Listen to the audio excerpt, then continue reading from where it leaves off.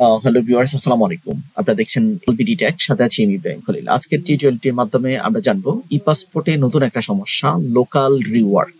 আজকে এই বিষয়টা নিয়ে আলোচনা করব। অ্যাকচুয়ালি পাসপোর্টে এই লোকাল রিওয়ার্কটা অ্যাকচুয়ালি কি, এটা কেন হয়, এটা হইলে সমাধান কিভাবে করবেন, এক বিস্তারিত ব্যাপার আলোচনা করব। চলুন শুরু করা যাক।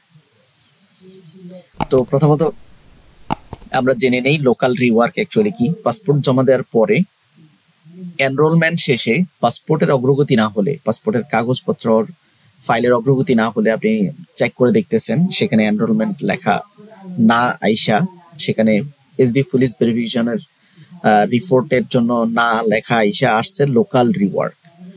পুলিশ রিপোর্টের জন্য না পাঠানো হলে আমরা তাকে বলবো লোকাল রিওয়ার্ক।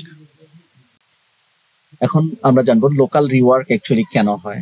এটা মূলত লোকাল রিওয়ার্ক হয় রিইস্যু পাসপোর্টের ক্ষেত্রে।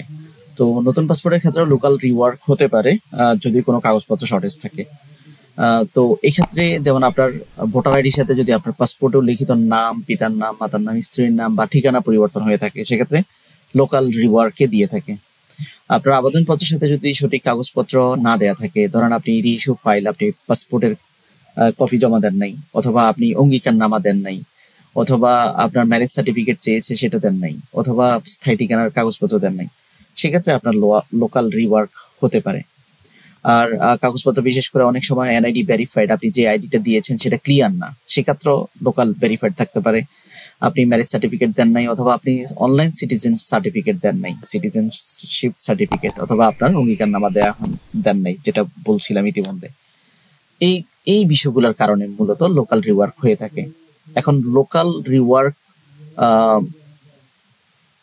যদি হয়, আপনি এটা সমাধান কিভাবে করবেন?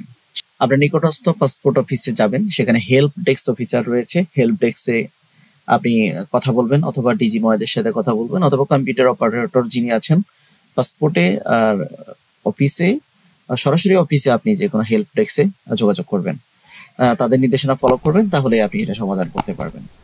তো রিওয়ার্কের জন্য কোনো ফি আছে কিনা? না, রিওয়ার্কের জন্য কোনো ফি লাগবে না, বা কাউকে ধরতেও হবে না। আপনি আপনার অফিসে যাবেন, কথা বলবেন, ও ওনাদের যদি কোনো কাগজপত্র শর্টেজ থাকে আপনাকে বলবে যে এটা জমা দেন, তাহলে আপনার রিওয়ার্কটা কেটে যাবে।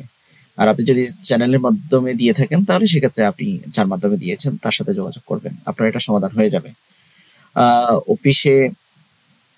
অফিস আদেশ, চাহিদা বা কাগজপত্র প্রদান করুন, তাদের নিয়ম অনুযায়ী আপনার লোকাল রিওয়ার্কটা ছেড়ে যাবে।